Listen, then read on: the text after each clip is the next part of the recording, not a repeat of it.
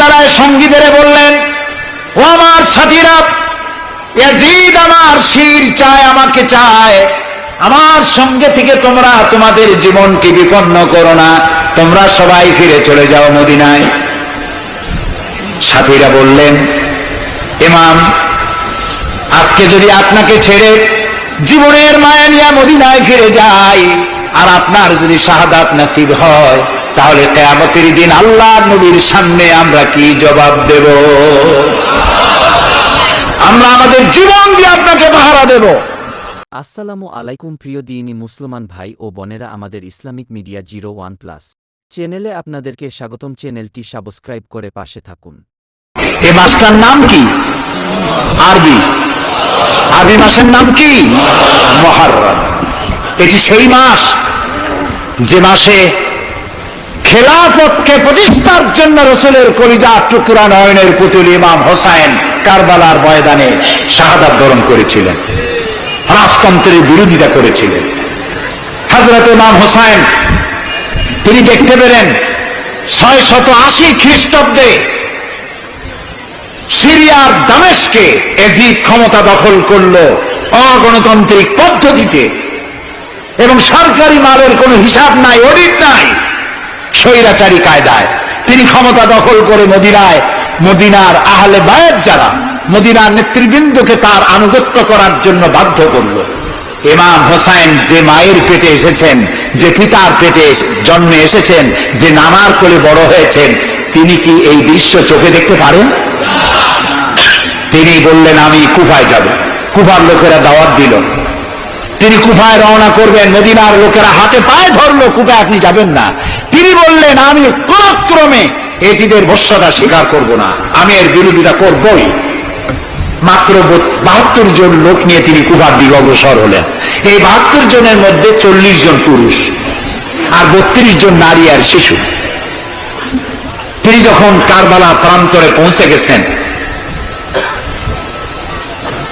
ইবনে জিয়াদ কুফার গভর্নর, তিনি বাধা দিলেন, বললেন, আমার দরবারে হোসেনকে হাজির করো।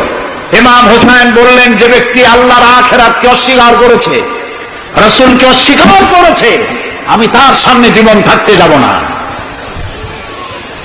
রাতারাতি ইয়াজিদ 6000 সৈন্য পাঠিয়ে দিল। ইমাম হোসেনের সাথে লোক কত? মাত্র 72। 6000 লোক কি যুদ্ধ করা লাগে 72-এর সাথে? শুধু যদি মার্চ করে পায়ের তলায় পিছে 72 জন শেষ হয়ে যাবে। হযরত ইমাম হোসেন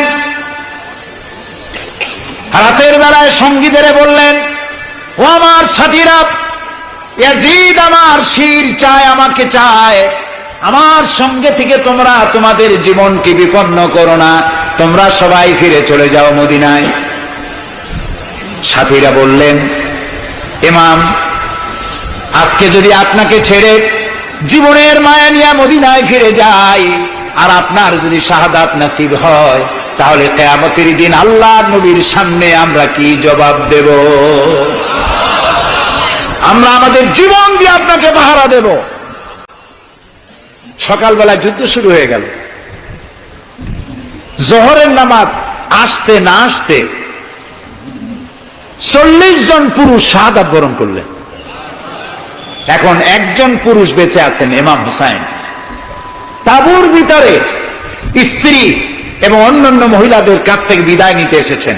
তোমাদেরকে আল্লাহর হাওয়ালা করলাম, আমি যুদ্ধে চলে যাচ্ছি।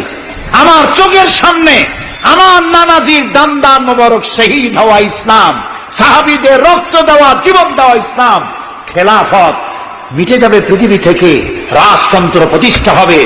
আমার জীবন থাকতে আমি তা হতে দেব না। স্ত্রী এগিয়ে এলেন, বললেন, হোসেন, জিহাদের ময়দানে থেকে আমি আপনাকে বিরত থাকতে বলবো না, তবে একটি দাবি আছে। এই যে ছোট্ট দুগ্ধপোষ্য শিশু, গত কয়েকদিন হলো ঘরে খাবার নাই, পানি নাই, আমার বুকে দুধও নাই, এই ছোট্ট বাচ্চাটিকে একটু পানির ব্যবস্থা করুন। ইমাম হোসেন কলিজার টুকরা সন্তানকে 2 হাতে উঁচু করে ইয়াজিদি সৈন্যদের সামনে এসেছেন। ইয়াজিদি সৈন্যরা, আমার হাতের দিকে তাকাও। এটি রসুলের আওলাদ, আমার কলিজার টুকরা সন্তান।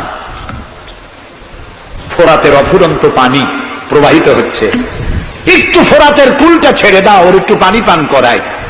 আমার সাথে তোমাদের শত্রুতা থাকতে পারে, এই নিষ্পাপ বাচ্চার সাথে তো কোনো শত্রুতা থাকার কথা নয়। তার এই আবেগপূর্ণ কথা এজিদি সৈন্যদের কলিজা স্পর্শ করল না। তারা বিষাক্ত তীর নিক্ষেপ করলো। ইমাম হোসাইনের উঁচু করে ধরা বাচ্চার বুকের ভিতর থেকে বিষাক্ত তীর প্রবেশ করে বেরিয়ে গেল অপর প্রান্ত থেকে। রক্ত ফিনকি দিয়ে বেরিয়ে এলো। ইমাম হোসাইন দুই হাতে আসলা ভরে সেই রক্ত চেহারায় মাখতে লাগলেন আর বললেন, কলিজার টুকরা সন্তান, সালেহ আলাইহিস সালামের উটনির রক্তের চাইতে তোমার রক্ত পবিত্র। হযরত সালেহ আলাইহিস সালামের চাইতে রাসূলুল্লাহর মর্যাদা অনেক বেশি, তুমি তার আওলাদ। বাচ্চাকে কোলে করে নিয়ে স্ত্রীর কাছে গিয়ে বললেন, স্ত্রী, এই নাও তোমার বাচ্চা, ঠান্ডা হয়ে গেছে, এমন পানি পান করেছে কিয়ামত পর্যন্ত পানি পানি বলে তোমারে আর বিরক্ত করবে না। ইমাম হোসেন লড়াই করলেন ময়দানে,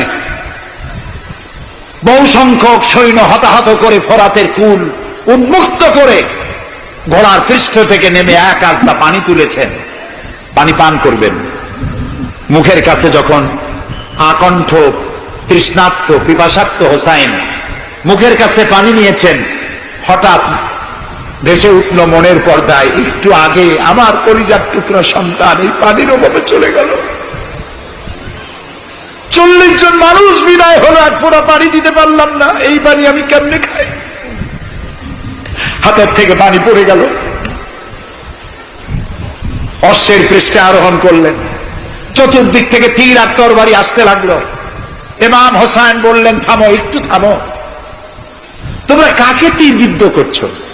আমি কি তোমাদের রসুল মুহাম্মদ সাল্লাল্লাহু আলাইহি সাল্লামের নাতি নই? আমি কি তোমাদের রসুলের কলিজার টুকরা মা ফাতেমার নয়নের মণি নই?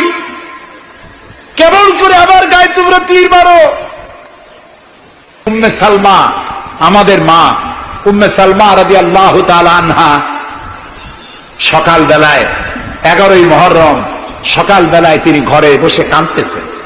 কয়েকজন প্রতিবেশী মহিলা এসে বলছেন, মা আপনি কাঁদেন কেন? তিনি বলছেন, আজকে রাত্রে আমি স্বপ্ন দেখেছি রাসূলুল্লাহ আমার বাড়ি এসেছেন। আমি দেখতে পেলাম আল্লাহ রসুলের চোখ দিয়ে পানি পড়ছে, দাড়ি মোবারক ধুলা মাখা, বুক কাটা বলি। আমি জিজ্ঞেস করলাম, ইয়া রাসূলুল্লাহ, আপনি কাঁদেন কেন? মুখখানা মলিন কেন? দাড়ি মোবারকে ধুলোবালি কেন? রাসূলুল্লাহ বললেন, উম্মে সালমা, তুমি জানো না আমি এইমাত্র কারবালা থেকে এসেছি। আমি দেখে এলাম আমার কলিজার টুকরা হোসাইনের শির মোবারক তার দেহ থেকে বিচ্ছিন্ন করে ঘোড়ার পদতলি, ঘোড়া দিয়ে পদদলিত করা হয়েছে তার দেহ মোবারক। ইসলাম এত সহজে আসে না, অনেক রক্ত পাড়ি দিয়ে এসেছে ইসলাম। হযরতে হোসাইনের মস্তক মুবারক এজিদি সৈন্যরা একটা প্লেটে করে নিয়ে কুফার গভর্নর ইবনে জিয়াদের সামনে রেখেছে। ইবনে জিয়াদ চেয়ারে বসা, সিংহাসনে বসা, ইমাম হোসাইনের মস্তক মুবারক তার পায়ের কাছে রেখেছে। কলঙ্কিত ইতিহাস, কি করে আমি শুনাই আপনাদেরকে? ইবনে জিয়াদ চেয়ারে বসে পায়ের কাছে রাখা ইমাম হোসাইনের ঠোঁটের উপরে লাঠি দিয়ে নাড়তেছে। হযরত যায়েদ রাদিয়াল্লাহু তাআলা আনহু 80 বছর বয়স, তিনি বলছেন, ইবনে জিয়াদ, এতক্ষণ যা করেছ মুখ বুঝে সহ্য করেছি, কিন্তু এখন যেটা তুমি করতেছো পায়ের কাছে কার ব্যথা? তুমি যে ঠোঁটের উপরে লাঠি দিয়া নাড়তেছ, আমি যায়েদ, আমি দেখেছি রাসূলুল্লাহ 1000 বার এই মুখের উপরে চুমা খেয়েছেন। তোমার বেয়াদবি বন্ধ করো। প্রিয় ভাই সব, রাজতন্ত্র নয়, পরামর্শ ভিত্তিক সমাজ ব্যবস্থা প্রতিষ্ঠার জন্য আল্লাহ তাআলা ইসলাম দিয়েছেন, দ্বীন দিয়েছেন। সেই জীবন ব্যবস্থা ইসলাম আজকে এই পৃথিবীতে মুসলমানদেরকে সন্ত্রাসী জাত হিসেবে চিহ্নিত করার জন্য, উগ্র জাতি হিসেবে সহিংস জাতি হিসাবে, অগণতান্ত্রিক জাতি হিসাবে প্রমাণিত করার জন্য দুনিয়ায় ছড়িয়ে দিয়েছে।